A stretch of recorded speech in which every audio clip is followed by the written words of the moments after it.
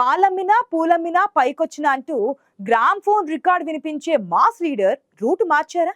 Situation కి తగ్గట్లు మల్లన్న మారిపోతున్నారా? నిత్యం ఏదో ఒక ఇష్యూతో వార్తలు నిలిచే మల్లారెడ్డి అసెంబ్లీ సమావేశాల టైంలో బీఆర్ఎస్ క్యాంపులో బాంబు పేల్చారు. సకుటుంబ సమేతంగా వెళ్లి సీఎం ని కలిశారు. ఫ్రెండ్షిప్ కుదరకపోయినా కనీసం వైరం లేకుండా చూసుకుందామనా? మల్లన్న భేటీ వెనుక అసలు ఉద్దేశం ఏంటి?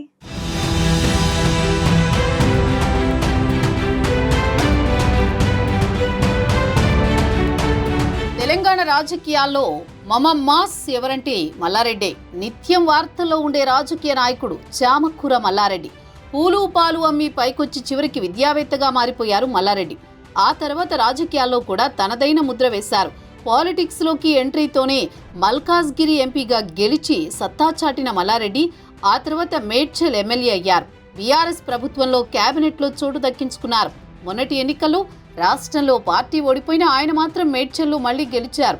కానీ అధికారం పోవడంతో నోటిని కంట్రోల్ చేసుకున్నారు. అనువుగాని చోట అధికులమనరాదని అనుకున్నారో ఏమో గాని కొన్నాళ్లుగా మౌనంగా ఉంటున్నారు మేడ్చల్ మల్లన్న.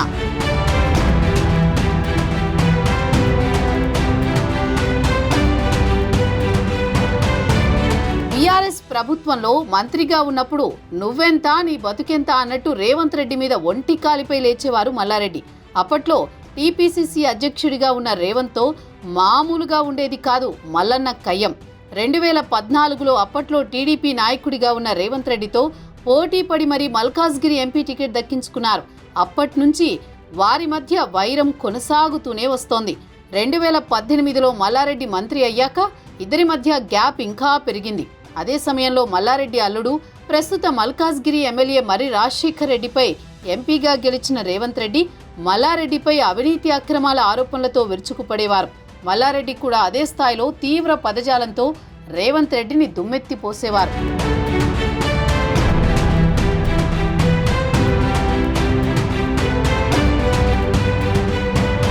రాష్ట్రంలో కాంగ్రెస్ సర్కార్ అధికారంలోకి వచ్చి రేవంత్ రెడ్డి ముఖ్యమంత్రి అయ్యారు. దీంతో పలువురు బీఆర్ఎస్ ఎమ్మెల్యేలు కాంగ్రెస్ గూటికి చేరారు. మల్లారెడ్డికి కూడా కాంగ్రెస్ కండువా కప్పుకుంటారనే ప్రచారం జోరుగా జరిగింది. రాజకీయాల్లో అత్యంత అవకాశవాదంతో ఆలోచించే మల్లారెడ్డి పరిస్థితులకు అనుగుణంగా వ్యవహరిస్తారనేది ఆయన గురించి బాగా తెలిసిన వారు చెప్పే విషయం.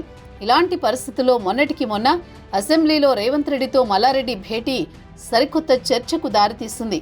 తాజాగా మల్లారెడ్డి కాంగ్రెస్ పార్టీ వైపు చూస్తున్నారన్న వార్తలు చక్కర్లు కొడుతున్నాయి. ఈ భేటీపై రాజకీయంగా ఊహాగానాలు మొదలు కాగానే వాటికి చెక్ పెట్టేలా తనదైన శైలిలో ఖండించారు మల్లన్న. ఇకపై తాను పార్టీ మారే ముచ్చటే లేదని తేల్చి చెప్పేశారు.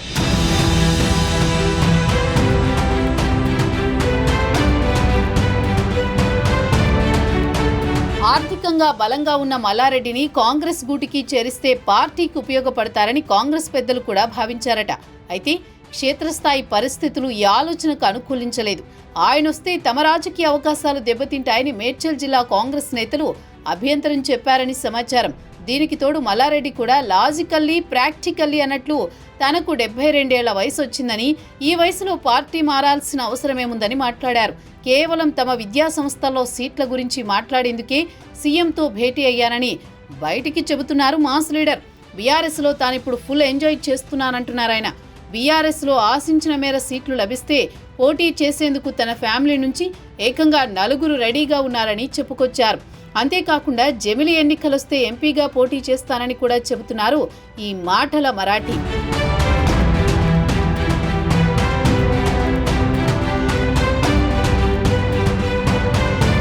అయితే మల్లారెడ్డికి భవిష్యత్తు గురించి అంచనాలు స్పష్టంగా ఉంటాయనేది ఆయన ఫ్యామిలీ మెంబర్స్ చెప్పే విషయం.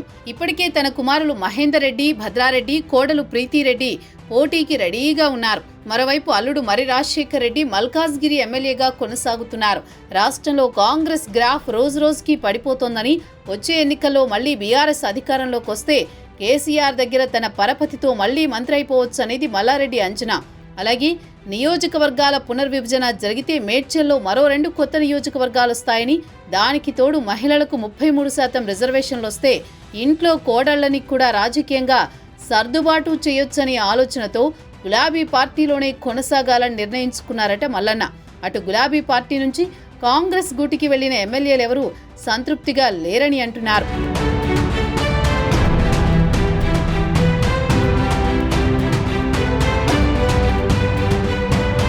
మీద బీఆర్ఎస్ పార్టీని వీడాల్సిన అవసరం తనకు లేదన్న మల్లారెడ్డి కాంగ్రెస్ పార్టీలో చేరాల్సిన అవసరం రానే రాదని తేల్చి పారేశారు. అయితే మల్లారెడ్డికి ఆయన అంచనాలు ఆయనకున్నాయని అనుచరులు అంటున్నారు. ఈ దూరాలోచనతోనే జమిలి ఎన్నికలొస్తే ఎంపీగా పోటీ చేస్తానని ముందే చెప్పేస్తున్నారు. మల్లన్న మజాకానా?